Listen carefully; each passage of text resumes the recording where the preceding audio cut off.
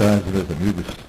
Dando início às atividades desta tarde, deste último dia do 15º encontro, para dar um avisozinho para uma atividade fora do encontro, dia 1º de março, ou seja, amanhã, no auditório aqui do teatro, aqui no Mini Teatro Paulo Pontes, vai haver um curso de culinária viva, cósmica e meditação com luz violeta. Amanhã, das 10 às 14 horas. Portanto, 4 horas de curso. Agora é o seguinte, antes da nossa primeira mesa, que é sobre a internet e a sociedade, nós vamos ver primeiro um trabalho interessante, principalmente para Campina Grande, porque esse trabalho que este jovem astrônomo nos traz, Hélder da Rocha, como ele diz ali, é uma brevíssima introdução à astronomia para crianças de todas as idades. É um trabalho muito bonito, muito bem montado, e seria um trabalho maior. Ele teria se apresentado no sábado, houve uma série de quiprocós daqueles que o evento está sujeito a, mas que faz parte e que a gente tenta fazer o melhor possível.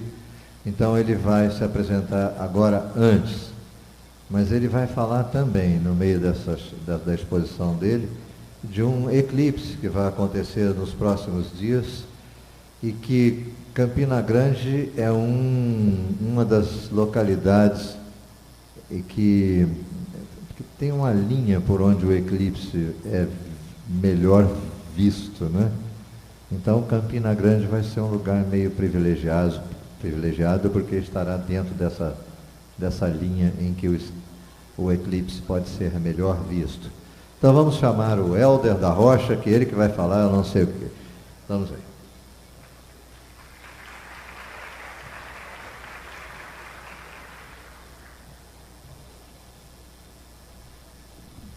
Boa noite. Eu queria agradecer à organização do evento por essa oportunidade e espero que aproveitem. Eu tenho pouco tempo. Como o Pedro falou, eu vou falar um pouco de astronomia, do encontro de astronomia que aconteceu nesse evento pela primeira vez este ano, e vou falar também do eclipse do Sol que vai acontecer daqui a 30 dias. Deixa eu só...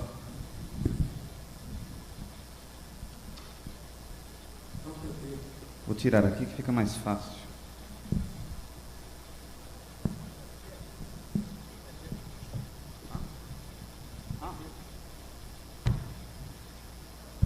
Ok. Bem, como o título aqui está dizendo, isso aqui é uma brevíssima introdução à astronomia para crianças de todas as idades. Isso aqui é um resumo, mais ou menos, do que eu apresentei ontem no encontro de astronomia. E o objetivo aqui é simplesmente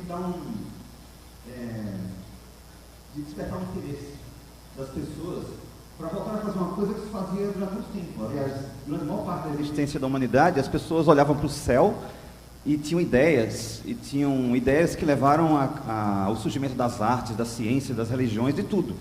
Então a astronomia é a mais antiga das ciências e hoje em dia esse hábito de olhar para o céu está entrando em extinção. As pessoas hoje em dia têm muitas outras atrações, tem internet, tem televisão, tem 1000 coisas para fazer dentro de casa, e aí ninguém mais olha para o céu. Ninguém mais, quando olha durante um minuto, está tudo igual, nada mudou, está nublado, assim, não dá para ver nada. Então, isso aqui, essa introdução, o principal objetivo dela é criar essa vontade, estimular vocês a olhar mais para o céu. O que é que se pode encontrar no céu? Bem, essa foto aqui é da Pedra de Santo Antônio, em Fagundes, e lá atrás tem umas estrelas.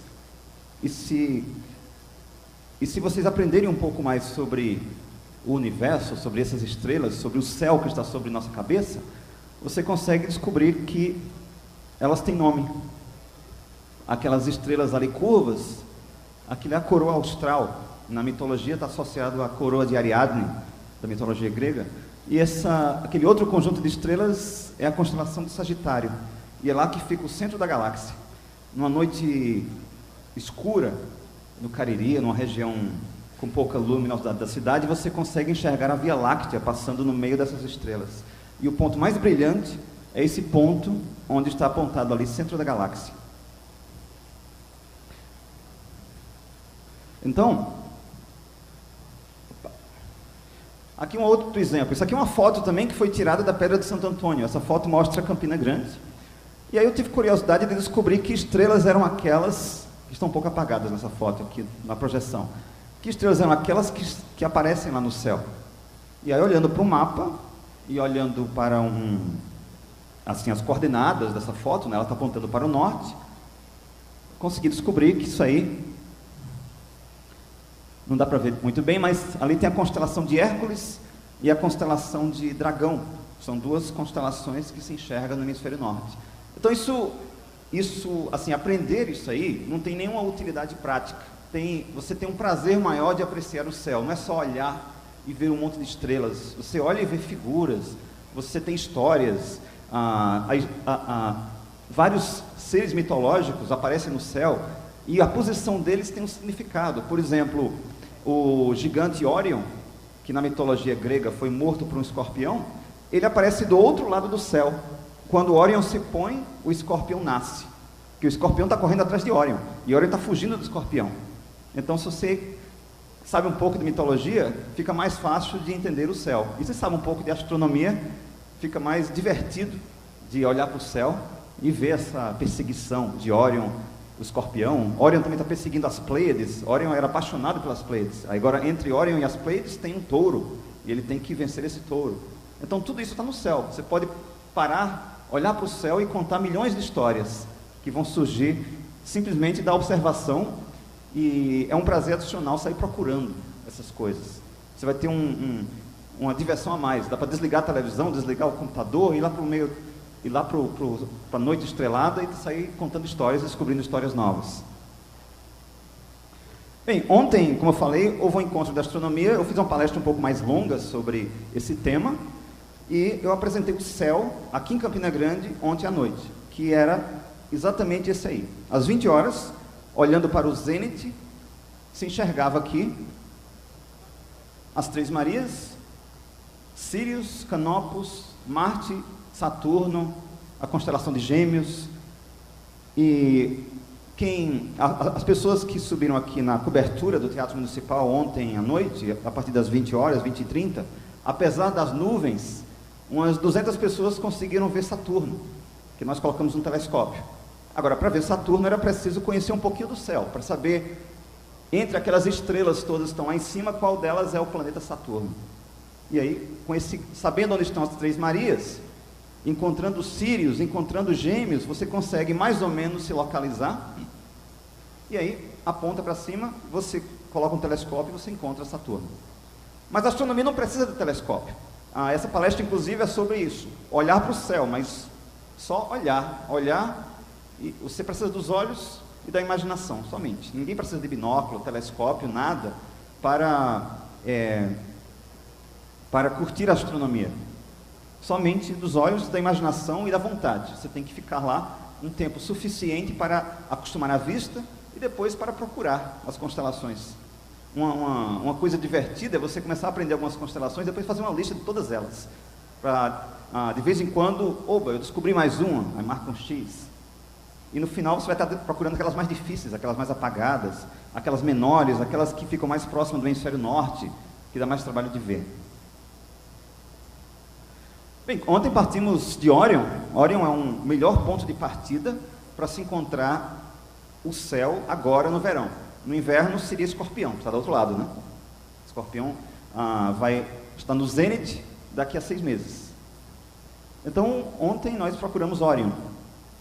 Nós ali temos as Três Marias. A partir das Três Marias podemos desenhar umas linhas e encontrar os ombros do gigante.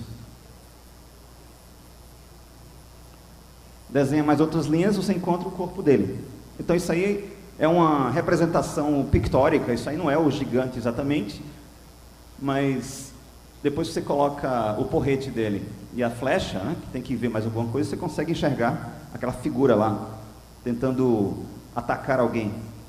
Do lado de Órion tem a constelação de Touro, e então Órion está tentando dar uma flechada, ou tentando caçar o touro.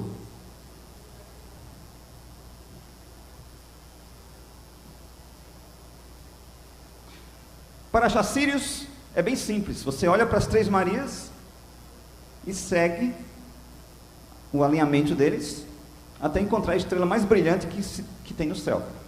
Se você encontrar alguma outra estrela mais brilhante do que Sírios, não é nenhuma estrela, é um planeta.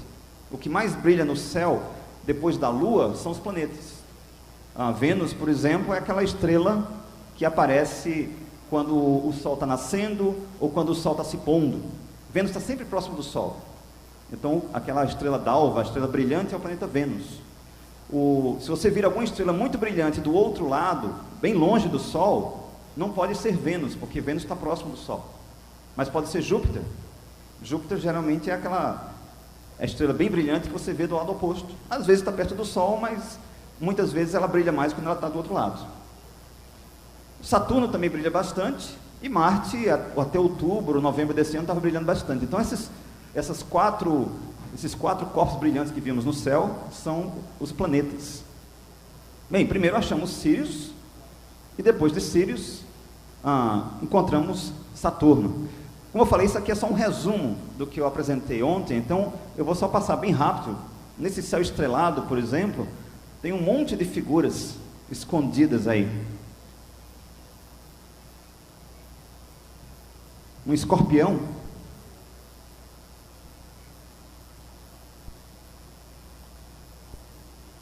Isso é Libra. Libra é como se fosse antigamente eram as garras do escorpião. Aí está parecendo um triângulo, né? Aquela parte de cima da balança. As garras do escorpião são os pesos da balança. O Cruzeiro do Sul. E do lado do Cruzeiro do Sul tem duas estrelas bem brilhantes. Uma delas é a estrela mais próxima do Sol, que é Alfa de Centauro. Beta de Centauro, as duas juntas formam as pernas do Centauro. Essas outras formam o corpo do Centauro. As pernas traseiras do Centauro, o pescoço, a lança e a cabeça. O Centauro está matando um lobo.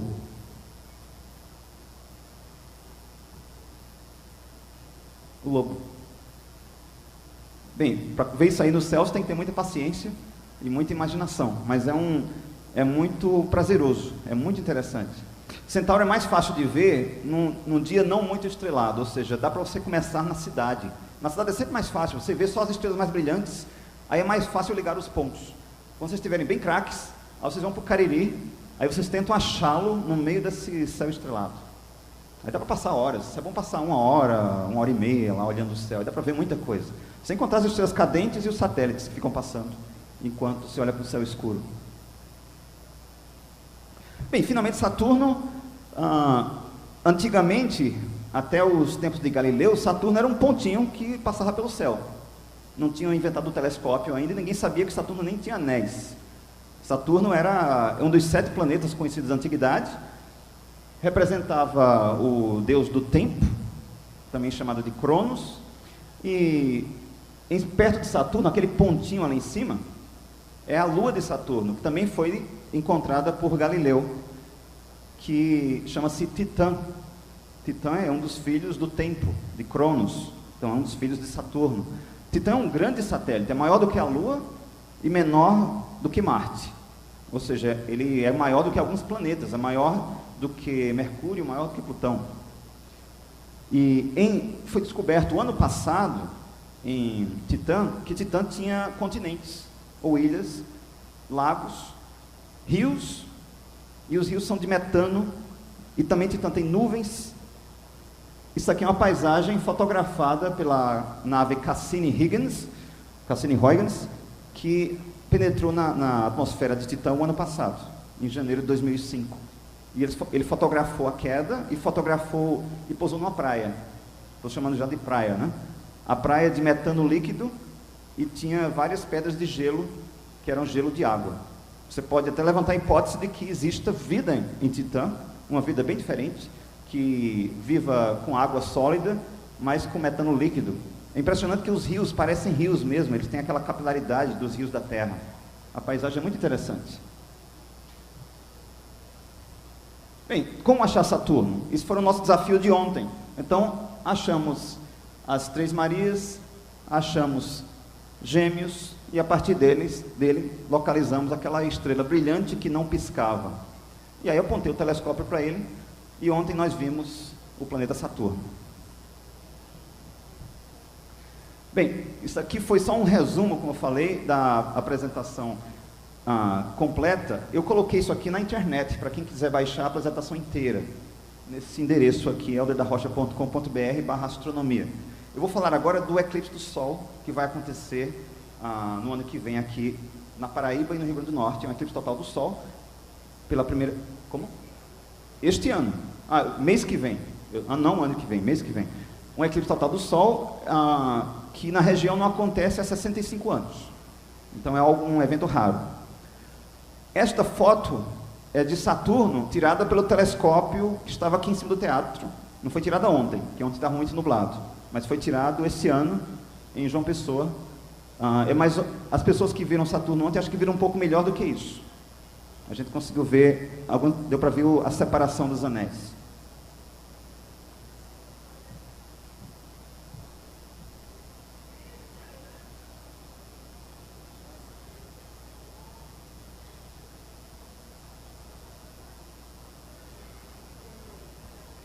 Bem, então vou falar um pouco aqui de um evento que vai acontecer no mês que vem, que vai ser um evento muito especial, muito raro, que, como eu falei, a última vez que isso aconteceu, a última vez que houve um eclipse total do Sol em Campina Grande, Recife, foi em 1940, e na região próxima, Salvador, Fortaleza, foi em 1947. Então isso aqui não é um evento não é um evento que se deve perder. Então ano que vem vai haver um eclipse do Sol que vai alcançar a Paraíba, ano que vem não, mês que vem. No mês que vem vai haver um eclipse do Sol que vai atingir a Paraíba e o Rio Grande do Norte, e eu vou falar um pouco dele. Essa foto é uma simulação de como o eclipse apareceria para alguém em Barra do Cunhaú, no Rio Grande do Norte. Essa é uma foto que eu tirei em Barra do Cunhaú, e aí eu fiz uma montagem com o Sol, e vai ser uma coisa mais ou menos assim. É claro, se não tiver nuvem, né? Sempre existe, um dos problemas da astronomia são as nuvens, que elas podem aparecer a qualquer momento e acabar com a festa. Eu comecei essa palestra com essa citação, que é interessante. Olhei enquanto ele abriu o sexto selo, houve um grande terremoto. O Sol tornou-se negro como um saco de carvão, e a Lua tornou-se como sangue. Isso é uma descrição perfeita de um eclipse do Sol e de um eclipse da Lua. No eclipse do Sol, o Sol fica escuro, fica como se fosse um olho. E no eclipse da Lua, a Lua fica como sangue. O Sol, durante o eclipse, para os povos antigos, era um evento assustador. Era como se fosse um olho, e ele parece um olho. Os celtas e os druidas chamavam de o olho de Odin, que parece um olho, né? Esse desenho aqui do lado foi encontrado, é uma inscrição rupestre encontrado na Irlanda, que representa um eclipse do Sol, como se fosse um olho. E aí do lado tem um eclipse total na Austrália, que foi fotografado em 2003. Então isso aí é o olho de Deus, ou o olho de Odin, como diziam os antigos. Os chineses já achavam que o eclipse era um dragão, que aparecia e de vez em quando engolia o Sol. Então quando o dragão aparecia, eles faziam muito barulho, eles lançavam flechas ao céu, faziam tudo para que o dragão fosse embora. E sempre conseguiam. Né? O dragão sempre ficava muito assustado com as flechas dos chineses, e graças aos chineses nós ainda estamos vivos, porque eles conseguiram todas as vezes espantar o dragão quando ele aparecia. Também tem outras histórias, ninguém sabe se é verdade, mas dizem que Cristóvão Colombo foi salvo por um eclipse. Ele estava na Jamaica, alguns dizem que ele ia ser comido pelos índios, ou eles tinham sido presos, e aí informaram para ele que haveria um eclipse, ou ele já sabia que haveria um eclipse. Então ele conseguiu usar o eclipse politicamente para negociar com os índios, e ele disse que se eles não os libertassem e não os respeitassem, ele levaria o sol embora. E aí o eclipse começou e obviamente os índios ficaram apavorados, já que o eclipse é uma coisa rara e talvez essa geração nem tivesse conhecido o eclipse. E aí ele conseguiu libertar-se. Ele teria tido menos sorte entre os astecas e os maias, porque eles já sabiam que era eclipse, né? Mas entre os jamaicanos não foi tão ruim. E nas figuras antigas da crucificação, é comum aparecer uma imagem do eclipse do sol, às vezes do eclipse da lua também. Em Mateus 2, 27 e 45, fala-se, desde a 6ª hora até a 9ª hora se difundiram trevas sobre toda a terra. Muitos pintores antigos, com base nos evangelhos, representavam nas pinturas da crucificação, às vezes um eclipse do sol e também da lua, porque dizia-se que os dois tinham acontecido no mesmo dia. É provável que os dois tenham acontecido próximo ao período da crucificação. E podem ter acontecido um após o outro. Tipo, para acontecer um eclipse do sol, você precisa de uma lua nova. E para acontecer um eclipse da lua, você precisa de uma lua cheia. Então, os dois poderiam acontecer com 15 dias de diferença. Mas o que pode ter acontecido também é que eventos que as pessoas lembram que aconteceram, muitas vezes quando entram para a história ou em algum relato, as pessoas juntam os eventos que podem ter acontecido em anos diferentes. Bem, um eclipse é quando quando algum corpo celeste fica na frente do outro. Quando Vênus passa na frente do Sol, é um eclipse que ninguém percebe, porque é muito pequeno. Um eclipse da Lua é quando a Terra passa na frente da Lua. E dessa forma escurece a Lua completamente, porque a Terra é muito grande. E no eclipse da Lua, a Lua fica vermelha. Ela fica escura e fica meio avermelhada. Isso aí tem a ver com a atmosfera nossa. E como a Terra é muito maior do que a Lua, ele cobre a Lua completamente. Já um eclipse do Sol acontece quando a Lua passa na frente da Terra. E como a Lua é menor, esse eclipse é um pontinho na Terra. Agora, por onde esse pontinho preto passar, vai ficar escuro. E se afastando um pouco do pontinho, não fica 100% claro, porque parte do Sol vai estar coberto. Agora, quem ficar bem no pontinho, vai ver um eclipse total. Ou seja, não vai conseguir enxergar nada do Sol. E esse pontinho vai passando, enquanto a Lua está passando na frente da Terra, o pontinho vai andando pela superfície, e quem está na Terra vê um eclipse total. Existem 3 tipos de eclipse. A Lua, ela às vezes está mais próxima da Terra e às vezes está mais distante. Quando ela está mais próxima, ela fica maior em relação a nós. Quando ela está mais distante, ela fica menor. Então, por causa disso, existem 3 tipos de eclipse: o anular, o total e o parcial. O parcial é quando a sombra não cobre, assim, não existe nenhum ponto da Terra onde a Lua cubra o Sol totalmente. O anular, quando a Lua está mais distante e ela fica no meio do Sol, mas não consegue cobrir, aí fica um anel do Sol ainda passando. E o eclipse total é quando ele cobre, quando a Lua cobre o Sol completamente. Existem também 2 sombras. A sombra principal, que é chamada de sombra, é onde se você estiver no local dessa sombra, você não vai conseguir ver o Sol de forma alguma. Você vê somente a Lua. E a penumbra, quem está na penumbra, vê parte da Lua cobrir o Sol. Parte da Lua cobrir o Sol. E quem está fora da penumbra não vê eclipse nenhum. Então o eclipse acontece numa região da Terra. Sim, eu não sabia que eu estava com esse slide. Então isso aqui é um eclipse anular. Observe que o Sol aparece, mas só um pouco assim atrás da Lua. E este outro é um eclipse total, não aparece nada, somente os raios. No eclipse total, você pode olhar diretamente para o Sol e não tem nenhum problema de visão. Você tem que afastar o rosto logo que o Sol for saindo de trás da Lua. Agora, você pode olhar para o Sol durante o período de um eclipse total. E o eclipse parcial tem essa aparência. Eu vou passar isso um pouco mais rápido, para a gente falar do eclipse que vai acontecer aqui, no mês que vem. Na verdade, daqui a 30 dias, no dia 29 de março. Esse mapa representa a Terra no momento do eclipse, ou seja, quando o Sol estiver nascendo. O Sol vai nascer escuro, vai nascer parcialmente coberto, para quem estiver no litoral. O Sol vai nascer completamente coberto para quem estiver no interior. Só que o eclipse vai durar um pouco menos. Então, nessa faixa, onde tem escrito 100%, o eclipse vai ser total. Quem estiver aí não vai ver o Sol ao amanhecer. Quem estiver um pouco fora da faixa, vai ver uma pontinha dele ainda. Então, Campina Grande e João Pessoa não estão exatamente na linha da totalidade, estão um pouco afastados. Então, o Sol aqui vai ser coberto 99%, vai ser só 1% de luz do Sol quando amanhecer. Isso aqui então seria como apareceria para nós o eclipse aqui de Campina Grande, ou João Pessoa.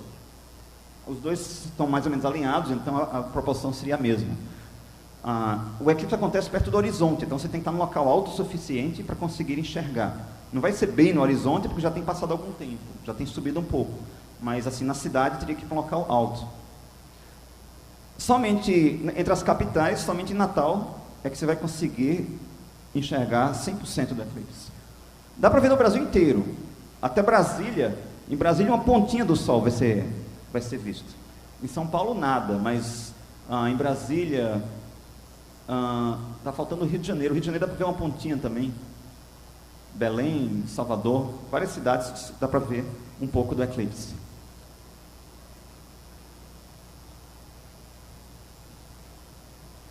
Esse mapa aqui descreve melhor a sombra.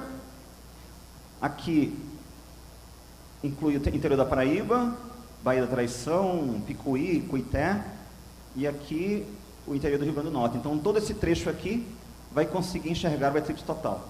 Esses aqui vão conseguir enxergar quase total. Aqui tem uma descrição mais próxima, né? Eu ampliei o mapa. Essa linha é a linha por onde vai ver a totalidade. E esse ponto aqui é uma praia deserta do Rio Grande do Norte, que não tem ninguém lá, não tem estrada para chegar lá. E chama-se Praia de Malembá. É tão deserta que as pessoas usam para nudismo, e o único jeito de chegar lá é de buggy ou de balsa. Ou seja, o centro do eclipse é meio inacessível. Dá para chegar, mas não é uma coisa muito fácil, tem que fazer uma aventura. Agora, bem próximo daqui, bem próximo de Malembá,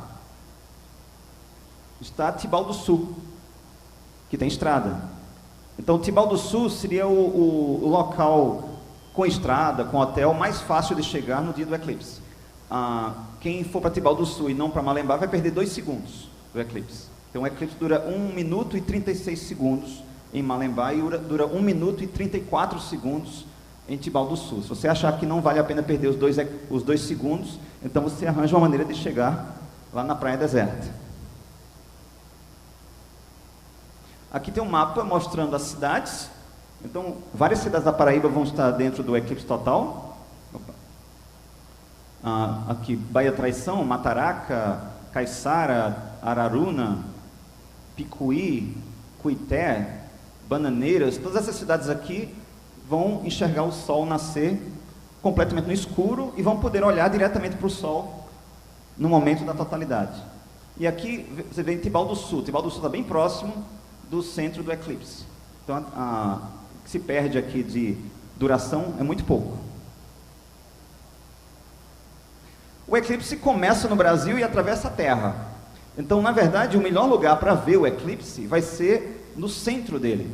O centro acontece no meio do deserto da Saara, na Líbia. Eu acho que é mais difícil de chegar lá do que chegar na praia de Malembá.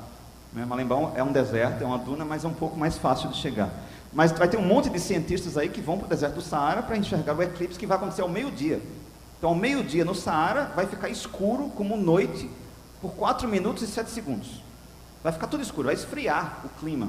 O Saara tem um clima seco e a temperatura deve cair os animais vão dormir, vai ficar um silêncio, vai mudar. Toda vez que acontece um eclipse, isso sempre acontece. Os animais reagem ao eclipse, as plantas também, como se realmente o dia tivesse chegado mais cedo. E aí o eclipse termina perto do mar, dos mares, aliás, da Rússia, aqui da Sibéria. Passa pelo Mar Cáspio, Mar Aral, Uzbequistão, Cazaquistão, e o pôr do sol vai ser nas estepes da Rússia. Aqui tem uma descrição mostrando o caminho, na verdade Mongólia, né? Ele vai chegar aqui, se pôr na Mongólia.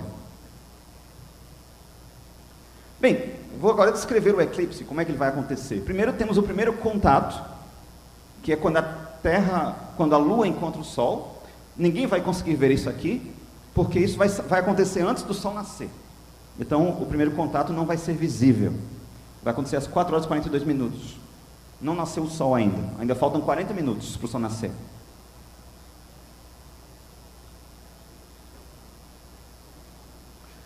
Quando o Sol nascer, ele vai nascer como se fosse um espinho. Você vai ver uma ponta assim nascendo. Depois a ponta vai virar uma crescente. Então o Sol não vai nascer redondo. Ele vai nascer pontudo. É a única coisa que vai se ver. A Lua, ninguém vê a Lua quando tem um eclipse. Você vê a mancha escura, porque o Sol ofusca a Lua e você só vê a crescente. Então o Sol vai nascer como um crescente às 5 horas e 25 minutos. E 10 minutos depois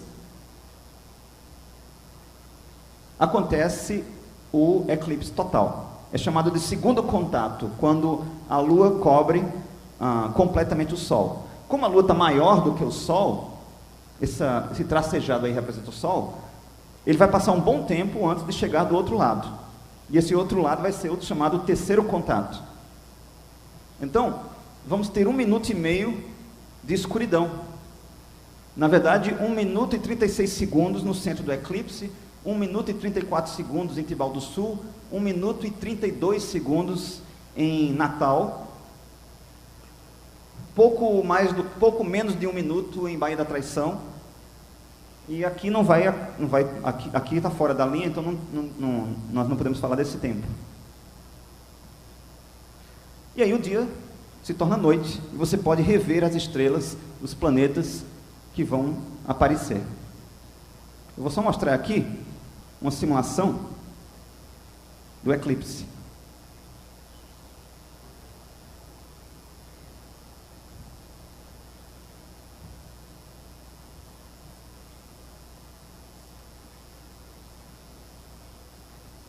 Esse programa permite que eu viaje para qualquer lugar do mundo e simule um acontecimento astronômico, ou mostre o céu deste lugar em tempo real.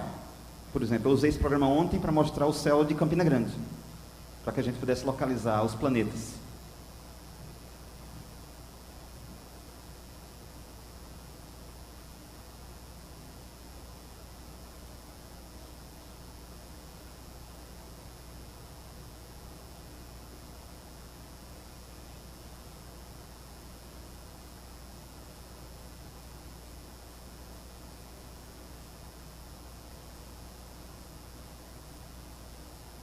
Bem, eu acabei de me mudar para Natal. Eu estava em São Paulo. A viagem é rápida.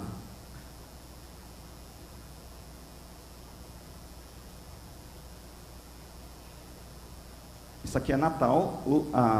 É claro que essa terra não está valendo, mas isso aqui é Natal agora, às 15 horas e 16 minutos. Eu vou colocar aqui dia 29,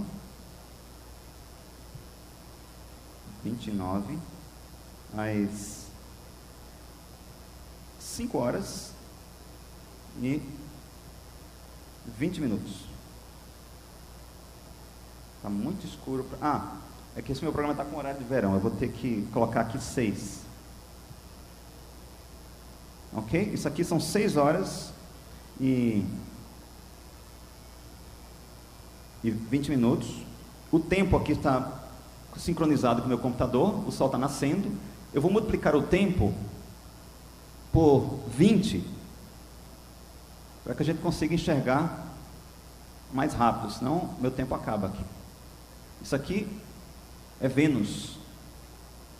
Eu vou deixar longe, só para vocês verem que o céu está clareando. Na verdade, ele já está escurecendo. Ele estava mais claro antes.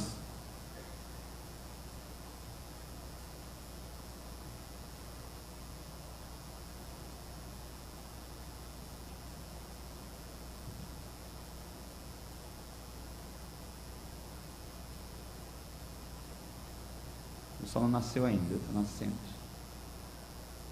Está ficando mais escuro. O tempo está multiplicado por 10, na verdade seria mais lento. As estrelas aparecem e fica noite. O sol não está tão baixo no horizonte, é porque tem montanhas aí na frente, né? Já está uns 2 ou 3 graus acima do mar, daria para ver. Olha que está escuro. E aí começa a clarear outra vez.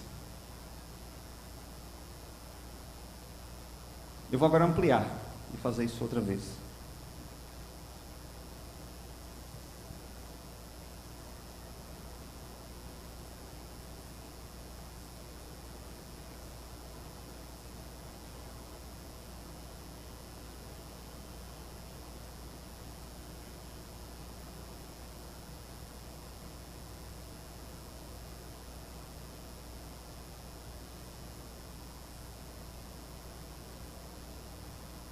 Isso aí é como o sol nasce.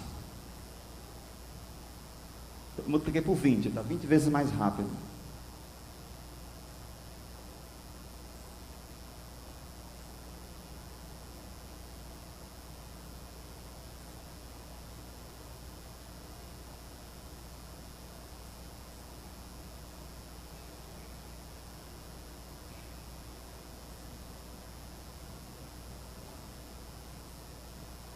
E aí acontece o eclipse total. Nessa hora aparecem uns raios que você consegue enxergar do Sol, que é a coroa. Ela tem nessa simulação ela não apareceu. E vou colocar aqui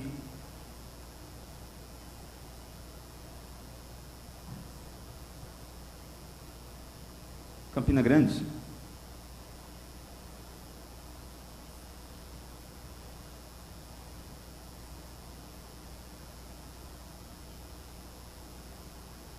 Vamos ver como é que será o eclipse visto de Campina Grande.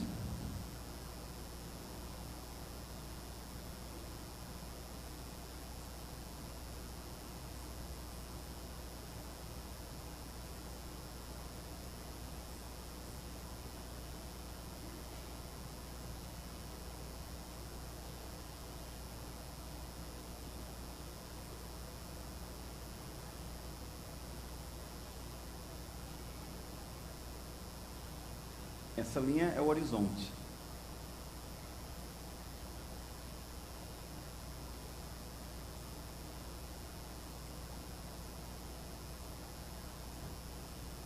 Bem, aqui não vai ser total, mas vai ter um efeito interessante, que é chamado de anel de diamante. Vai ficar uma pontinha do Sol aparecendo, ó, do lado direito. Quase total. Mas é muito pouco, por muito pouco. E como vai ter uma ponta do Sol aparecendo, você não pode olhar diretamente para o Sol, porque mesmo essa pontinha, ela pode queimar a retina. Essa ponta aí é suficiente. Mas vai durar mais ou menos 1 minuto a passagem de um lado para o outro. Mesmo assim, ainda vai ficar uma ponta aparecendo.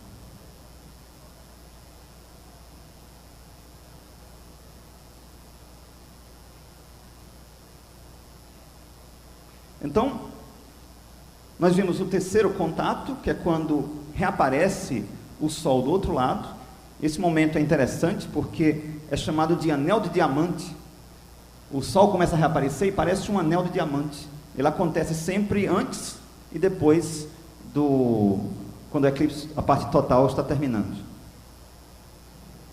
E aí finalmente a Lua se afasta e o Sol volta a brilhar novamente, né? Nós conseguimos mais uma vez espantar o dragão e ele está deixando a Lua, deixando o Sol escapar.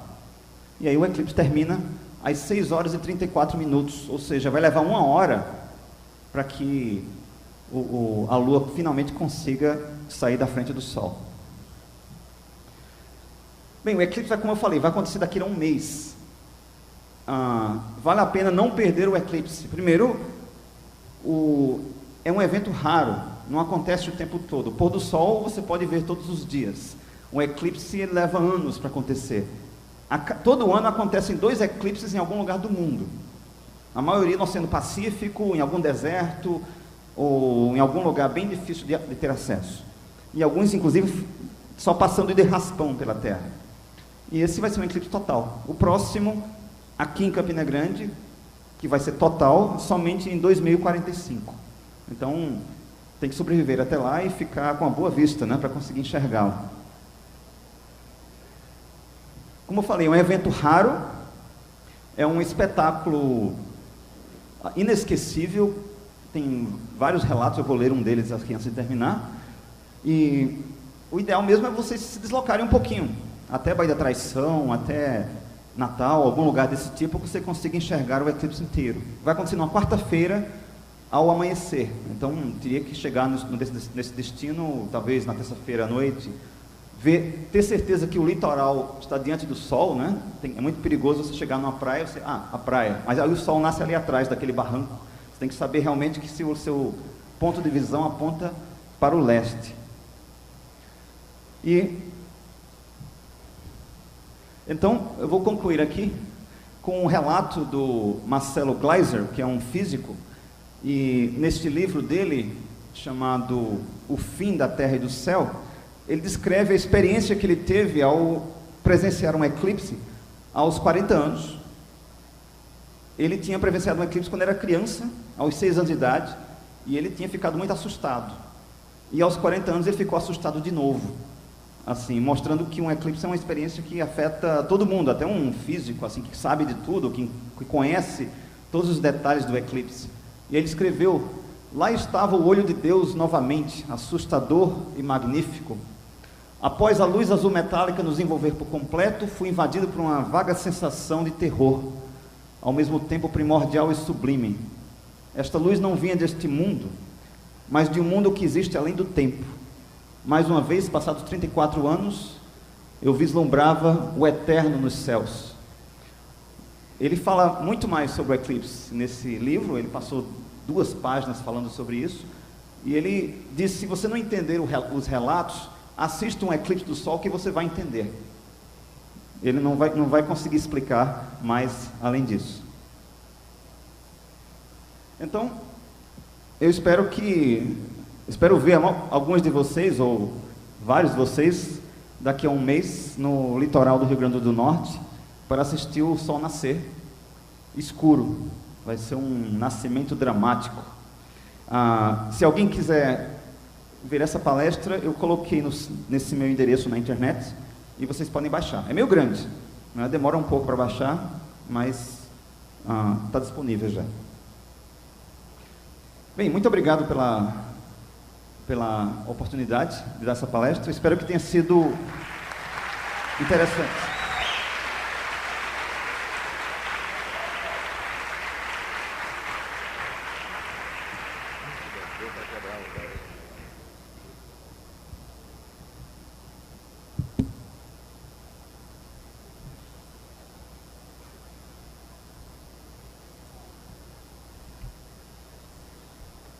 A programação hoje está meio densa, porque o tempo está curto. Vamos diretamente, então, à nossa mesa, cujo título é A Influência da Internet na Sociedade. Vamos direto aos convidados, e vindo do Rio de Janeiro, o escritor e jornalista, que é paraibano, ou é do cearense? Agora esqueci. Ricardo, que me desculpe. Ricardo Kelmer, vem aí.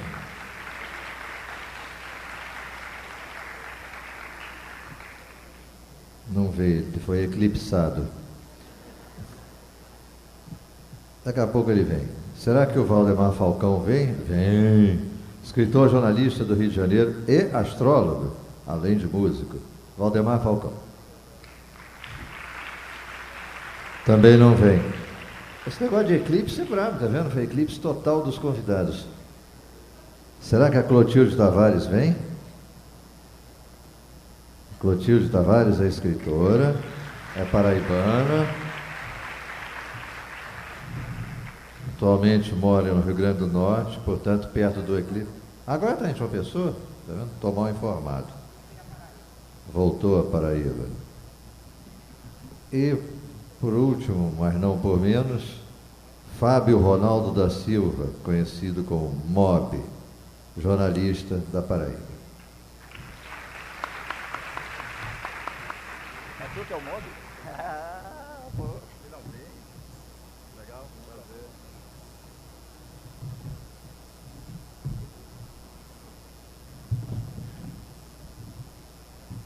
Vamos passar uma situação.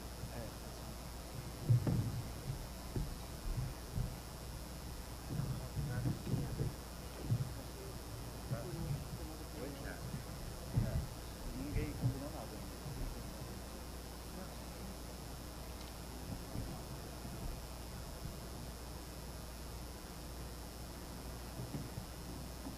Bom, então eu gostaria de convidar o Valdemar Falcão para abrir a mesa e lembrar aos participantes que perguntas após a exposição dos 4 participantes devem ser, na medida do possível, caber no máximo 1 minutinho, de preferência 20 segundos, mas quem achar que é um pouquinho mais, no máximo 1 minuto para poder ter mais perguntas e mais respostas. Então, com a palavra, Valdemar.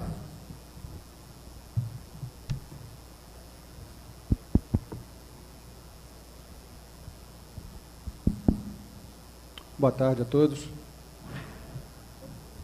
Agradeço a gentileza do Pedro de me pedir para abrir a mesa, mas desde pequenininho me ensinaram que deviam ser primeiro as damas, então eu prefiro que Clotilde dê início aqui à nossa exposição sobre a internet e a sua influência na sociedade. Clotilde, por favor. Boa tarde a todos. É um prazer sempre renovado estar aqui. É interessante como os homens colocam essa história de primeiras damas só quando convém a eles, né? Eu queria saber se eu estivesse disputando um emprego com ele, se ia ser primeiras damas. Aqui é o seguinte, né? Para abrir a tarde, então, lá vai as damas, primeiras damas. Mas eu aceito o desafio, Valdemar. Bem, minha gente, imaginem comigo, vocês agora viajaram pelos céus com o Helder Rocha, não é? Fizeram essa viagem maravilhosa pelo eclipse. Vamos viajar agora para a pré-história. Vamos imaginar que nesses tempos primitivos, os seres humanos passavam o dia entregue às suas atividades e à noite se reuniam em torno da fogueira para contar o que tinha acontecido durante o dia, para trocar experiências, para dizer que tinham caçado o grande leão, para dizer que tinham encontrado o inimigo e o tinham vencido, ou tinham sido vencidos. E nessa troca de ideias em torno da fogueira, é a primeira, digamos assim, primeira situação de convivência comunitária entre os homens. Quando o mundo começou a progredir e as sociedades humanas começaram a aumentar de tamanho, esses elos começaram a ficar mais frouxos e essa coisa chegou a um ponto onde as pessoas não se encontravam mais. As cidades muito grandes, as pessoas isoladas, cada qual em seu apartamento, de frente da sua televisão, tendo uma visão de terceira mão do mundo, até que surgiu a internet para trazer de novo as pessoas a se reunirem em torno daquela fogueira primordial e trocarem experiências. É assim que eu vejo a internet. Como aquela fogueira antiga em torno da qual nos sentávamos nos tempos primitivos para dizer o que tinha nos acontecido durante o dia.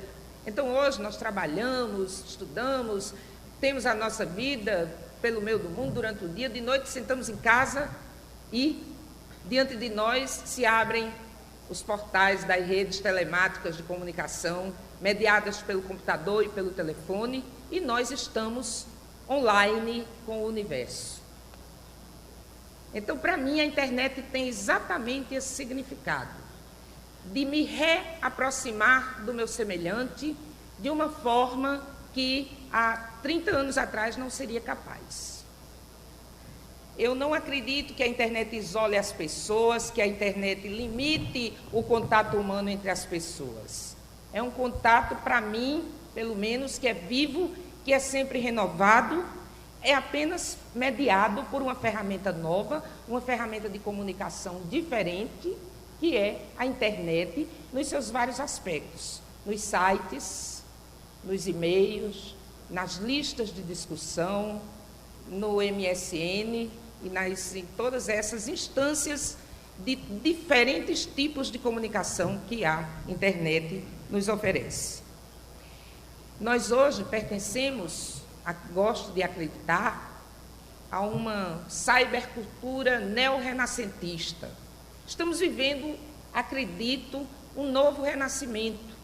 Um renascimento antropocêntrico novamente, onde o centro é o homem, era o ser humano, mediado pela rede, mediado pelas infinitas possibilidades que o computador nos oferece para nos comunicarmos.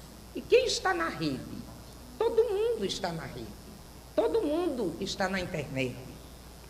Os relacionamentos acontecem e não são melhores nem piores do que os relacionamentos que ocorrem no mundo real. Os relacionamentos virtuais são apenas outro tipo de relacionamento. Dizem assim, mas as pessoas se conhecem pela internet, mas não sabem ao certo quem elas são. E a gente esquece que no século XIX as pessoas se viam, trocavam cartas e bilhetes, namoravam e noivavam dessa forma, sem muitas vezes conversar, porque a sociedade não permitia, e se casavam. Então, o ser humano sempre vai ter alguma mediação dentro do seu relacionamento.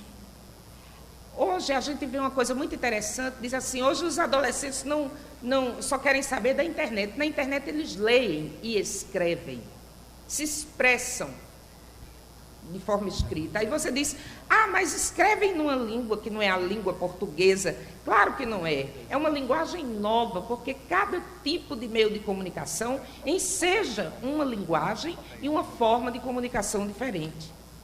Eu fico muito feliz de ver os adolescentes que há 30 anos atrás, os adolescentes de 30 anos atrás, não liam nem escreviam tanto quanto hoje. Porque hoje eles estão na internet. Porque nós que somos um pouco mais velhos, os pais, os professores, o povo careta, o povo antigo, acha que o menino só lê se o menino estiver sentado num lugar lendo Machado de Assis. Esquece de todos os outros níveis de leitura e de apreensão da realidade que pode ser feito. Então os meninos estão lendo, estão escrevendo muito pela internet. E tem também todo o mundo dos blogs, onde esses meninos e esse povo jovem, não só o povo jovem, porque eu também tenho meus blogs, não é? Se acham um canal de expressão. Então, eu acho muito importante o que eu acho da internet na sociedade é que é uma ferramenta que favorece uma facilidade de expressão e de comunicação com as pessoas. Só para você ter uma ideia, os meus companheiros de mesa vão compartilhar com vocês experiências e formas mais específicas de usar a internet, não é? Mas eu estou falando mais, como estou em primeiro lugar, estou falando mais, digamos assim, no geral. No geral, que é a parte que me interessa mais, é a parte que eu estudo mais. Vocês veem, por exemplo, os sites de ajuda humanitária. Quantas coisas as pessoas podem fazer umas pelas outras, mediadas pela internet. Quantos sites existem de esclarecimento para pessoas que sofrem de determinadas doenças, pessoas que têm dificuldade de locomoção e que viviam isoladas. Hoje elas se comunicam com o mundo inteiro através da internet. Aí você diz assim, mas a pornografia e a pedofilia imperam na internet. Não foi a internet que criou a pornografia nem a pedofilia. Quem criou foi o ser humano, já existiam antes. E vão continuar existindo, a não ser que haja a famosa mudança de consciência pela qual todos nós lutamos. Mas a internet é apenas uma ferramenta de comunicação que o ser humano usa, e se boa parte da internet é lixo, É porque boa parte do que o ser humano produz é lixo mesmo. Imaginem, boa parte da música, do teatro, da literatura, da televisão, de tudo que o ser humano produz é de baixa qualidade. Fazer o quê? Existe uma indústria de comunicação de massa por trás disso que favorece esse tipo de produção. Você assiste e vai atrás se quiser. Ninguém é obrigado a acessar um site pornográfico. A pessoa acessa se quiser e tiver vontade e é livre para isso. Bem, uma coisa muito interessante que eu acho na internet é... Abre aqui para mim, por favor. Uma coisa muito interessante que eu acho na internet é o tal do hipertexto. Que é aquele negócio de você ter um texto, aí lá dentro tem uma palavrinha sombreada, que você clica, aquilo já te joga no outro documento, e daquele você já vai para outro, e através dos cliques de mouse, você dá verdadeiros saltos quânticos em torno de novos conhecimentos. Isso daí é uma coisa fantástica, é uma riqueza impressionante da forma que temos de acessar a internet. Eu não vou falar muito, porque eu acho que os meus colegas têm coisas mais importantes e mais, digamos assim, mais práticas para compartilhar com vocês, mas eu queria só dizer uma coisa interessante. Eu sou uma das primeiras pessoas, acho, pelo menos do povo que eu conheço, que acessou a internet. Eu comecei com a internet. O meu primeiro computador era um 286. Não sei se vocês sabem o que é isso. Um 286, com aquela tela preta com a letra verde, aquele monitor de fósforo verde. E o meu primeiro HD era enorme, tinha 20 megabytes. Que é ridículo se você tiver um CD, tem 600 mega, um CD. Era 20 megabytes, era espaço demais. Então, coisas que eu vou dizer aqui que vocês não sabem nem o que é, como, por exemplo, o meu editor de texto era o WordStar. Alguém se lembra disso? Só Valdemar, que é da minha idade. Era o WordStar. E não existia internet. Aí começamos a saber que podíamos nos comunicar para baixar trabalhos científicos na universidade, através das redes bitnets, de comunicação entre as bibliotecas universitárias. Aí depois, em 1993, mais ou menos, da idade desse encontro, meu contato com a internet, comecei a acessar através dos provedores que existiam em São Paulo, Mandic. Quem se lembra do Mandic, dessa palavra mágica Mandic? Então começamos a acessar através do Mandic e trocar arquivos. O grande barato era trocar arquivos. Eu mandava um arquivo para alguém, alguém mandava um arquivo para mim. Não existia essa www, não existia isso. Não existia essa parte gráfica, visual, cheia de imagem da internet, não. Nessa época, isso estava se estruturando ainda. A gente usava um programa chamado Mosaic. Se lembra disso, Valdemar? Alguém se lembra aqui? Eu acho que o povo mais novo não sabe nem o que é isso. Então, usávamos esse programa e eu vi esse meio de comunicação crescer, se desenvolver e incorporar todas essas novidades. Sempre fui fã, sempre fui uma usuária e uma defensora da internet, e ela sempre me ajudou em tudo que eu quis fazer na minha vida. E eu me lembro que meus colegas diziam assim: Clotilde, você gosta tanto de internet? Lá em casa, quem brinca com isso são os meninos. Meu filho, a internet não é uma brincadeira, nem é um videogame avançado. A internet é uma ferramenta poderosa de comunicação e que hoje em dia todos nós podemos usar e devemos ter acesso. É do jeito que hoje não se admite ninguém sem telefone, também não se admite que a pessoa não tenha acesso à internet para se comunicar melhor com o seu semelhante. Mais uns 5 minutos para dizer a vocês que já fiz todo tipo de experiência na internet. Eu tenho sites, se vocês digitarem www.clotildetavares.com.br, vocês, através desse caminho fácil de decorar, vocês vão ter acesso a todos os meus sites, a tudo que eu venho fazendo, aos meus livros, a meus blogs e etc. E lá encontrarão formas de mandar e-mails para mim, www.clotildetavares, tudo junto com letra minúscula.com.br. E eu já fiz muita coisa na internet. Eu organizo lista de discussão, participo de uma série de coisas, de atividades online, mas a minha mais recente invenção é o site Cordel Online.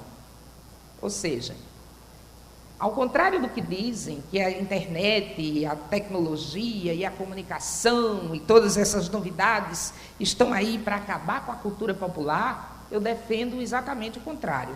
Eu acho que a cultura popular pode se valer muito bem dessas novas tecnologias para crescer cada vez mais. Então, o meu site Cordel Online, ele foi lançado no dia 19 de novembro, no dia do aniversário de 140 anos de nascimento do grande Leandro Gomes de Barros, autor de folhetos de cordel, um dos mais famosos do Nordeste, e praticamente quem criou a literatura do cordel foi Leandro. Então, em homenagem a Leandro, lançamos em 19 de novembro do ano passado, 2005, esse site, onde eu procuro, através dele, recuperar o aspecto jornalístico do cordel.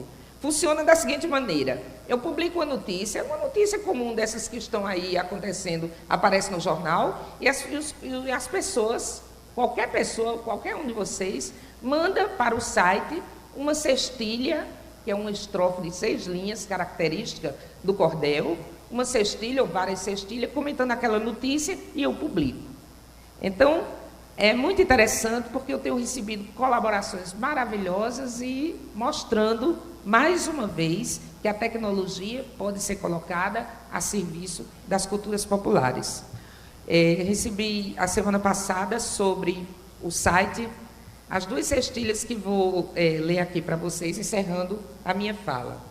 O poeta Bob Mota, que é um poeta daqui, que nasceu aqui em Campina Grande, mas mora em Natal, me mandou essas 2 cestilhas, dizendo o seguinte: sim, antes que eu esqueça, o endereço é www.cordelonline.com.br. Online é online, não é? A gente pronuncia online, mas escreve online. www.cordelonline.com.br.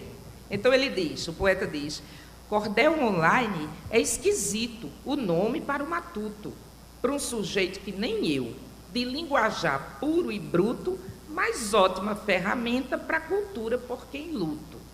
Como a tecnologia vai bater lá no sertão, quebrando nossas raízes, derrubando a tradição, vamos invadir os sites e os blogs, meu irmão.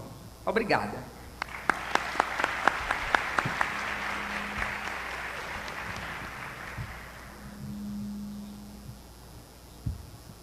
Vamos então passar a palavra ao nosso irmão Mob. Fábio, por favor. Boa tarde a todos. Antes, o MOB meio que veio do Orkut, né? Eu sou moderador da comunidade Nova Consciência. Então, as pessoas começaram a me chamar de MOB, e aos poucos, tipo, não me conhecem mais como Fábio, e sim como MOB, né? Então, criamos a comunidade o ano passado, devido a algumas coisas que foram ocorrendo aqui, ficamos meio que com medo, né, de o evento em si deixasse de ocorrer. Então, pensamos, vamos criar a comunidade. Na época, pouca gente utilizava o Orkut, e criamos a comunidade e começamos a divulgar, né? Hoje em dia, tipo, tem quase 700 pessoas, algumas mudanças foram ocorrendo no evento, graças ao diálogo que foi havendo entre os participantes da comunidade e os próprios organizadores do evento.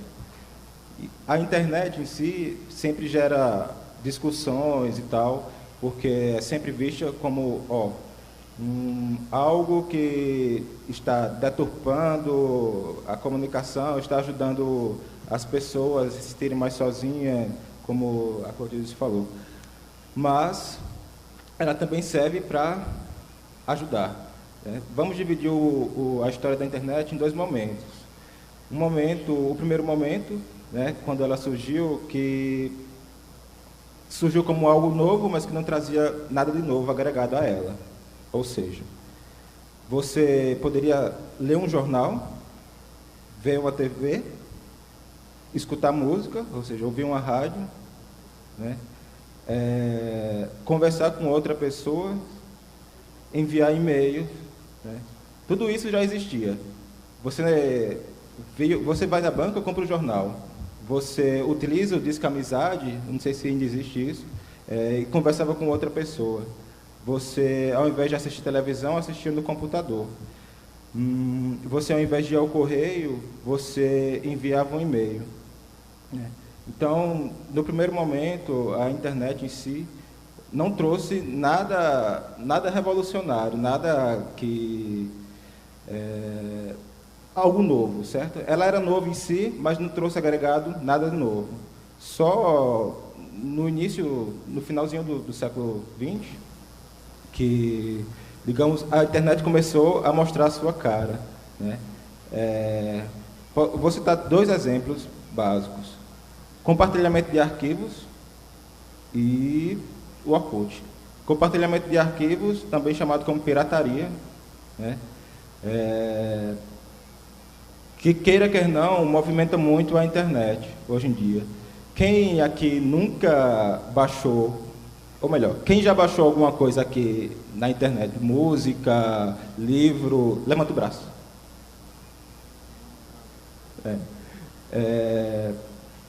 Quem utiliza o Orkut aqui? Então, assim, são coisas que novas, né, que até então não existia, certo? E que isso tudo vem, sabendo como se utilizar, vem meio que desconfigurando algo que supostamente se estaria em ordem, certo? Por exemplo, hoje em dia você não precisa mais ir em uma banca de revistas ou numa livraria para comprar livros, né? Isso gera um certo desespero nas gravadoras, nas editoras e tal, porque hoje em dia você pode baixar os tais livros pela internet. Hoje em dia, por exemplo, você pode ler os contos de Ricardo Kelmer no site dele, né? O próprio governo federal aqui está digitalizando e divulgando boa parte da literatura nacional lá para você baixar. Então, causa o isolamento, causa o distanciamento do mundo com pessoas físicas concretas lá, mas também causa uma outra aproximação, tanto o homem com a máquina, quanto o homem com outros homens virtuais, homens digitais, como o Cristo falou hoje pela manhã no encontro do pós-humano, né? Quando se está na internet, você não está com o seu corpo físico, mas está com o seu corpo digital. O mesmo acontece no calçadão virtual, como o Valberto falou essa semana aqui, numa mesa redonda, que é o Orkut. O Orkut, todo mundo passa, comenta alguma coisa e vai embora, né? Essa alguma coisa comentada sempre gera novas e novas discussões. O Orkut surgiu há alguns anos atrás. Hoje no Brasil existe cerca de 9 milhões de pessoas que utilizam o Orkut, e é uma ótima ferramenta, bem como a própria internet, para ajudar a mudar alguma coisa, certo? No Orkut, hoje em dia você já pode, se você sofre alguma agressão, seja de qualquer tipo, você pode denunciar. Existem comunidades, existem próprios sites, ou comunidades que indicam os sites para se fazer isso, né? No Orkut, você pode ajudar a melhorar determinada coisa. Por exemplo, alguns movimentos que estão ocorrendo aqui na Nova Consciência, foi gerado lá algumas discussões, a partir de discussões que rolaram no Orkut, né? O próprio folder, que quase ninguém recebeu devido a alguns problemas aí, você pode consegui-lo no Orkut, né? Então, sabendo como utilizar a tal ferramenta orkutiana, ou sabendo como andar por esse calçadão virtual, pode-se conseguir várias coisas. Então, como eu disse, a internet no início não veio agregada a coisas velhas, começou a mostrar sua cara agora. Então, estamos apenas no começo de um novo século. Com certeza, coisas ainda irão surgir, né? Então, vamos esperar que as tais coisas que venham surgir sejam coisas que ajudem a humanidade a melhorar ou divulgar novas experiências que possam fazer determinados locais praticarem aquilo e fazer com que haja o crescimento, não só do local, mas o crescimento humano também. Obrigado.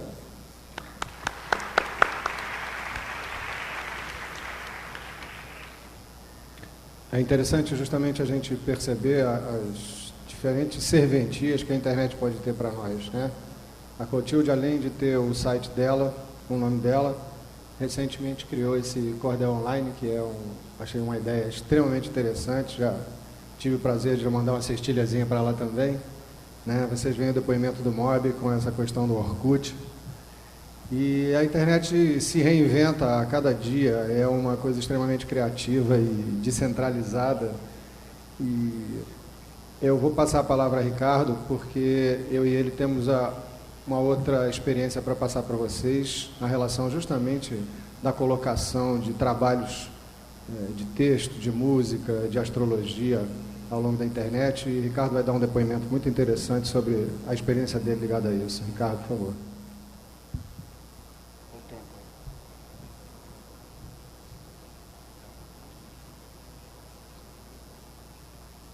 Oi, boa tarde, obrigado pela presença de todos.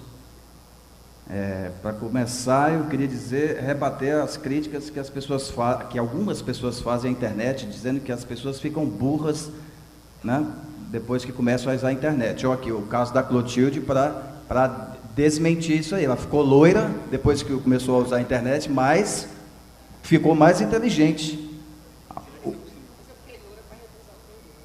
Você ficou loira para repousar os neurônios que estavam cansados. É uma prova de inteligência, né? Então, eu pensei em muitos temas para trazer aqui para falar para vocês sobre a internet. Depois que a gente deu a ideia de criar uma mesa de debates sobre a internet, a gente já está pensando em aumentar, né, esse tema para o ano que vem e quem sabe fazer 2 dias ou fazer um evento paralelo durante todo o evento, porque a internet dá para se discutir tudo, todos os assuntos humanos é possível, tem link com a internet, saúde, educação, política, esporte, ciência, tradição, filosofia, arte, tem tudo a ver com a internet. Então, eu pensei aqui em trazer alguma coisa, pensei, então eu resolvi trazer um caso que ficou famoso na internet, ficou famoso ultimamente por conta da internet, para mostrar como a internet influencia o comportamento da sociedade, como ela pode influenciar. Vamos lá, a gente não tem muito tempo, então eu vou logo contar o caso aqui. É o seguinte, em 2002, final de 2002, uma garota chamada Raquel, que mora em São Paulo, e na época tinha 17 anos, tinha uma família, pai, mãe, 2 irmãs, classe média alta. Ela tinha problemas de relacionamento com os pais, como grande parte dos adolescentes. E um dia, a gota d'água e tal, aquela coisa toda, resolveu sair de casa. A Raquel saiu de casa e foi tentar emprego, mas sem experiência profissional, só estudava. Não conseguiu, né, não via perspectiva de um bom trabalho, um bom emprego, e foi trabalhar numa casa de acompanhantes, de um bairro classe média alta em São Paulo. Ela se empregou lá, ela não tinha praticamente experiência com sexo, e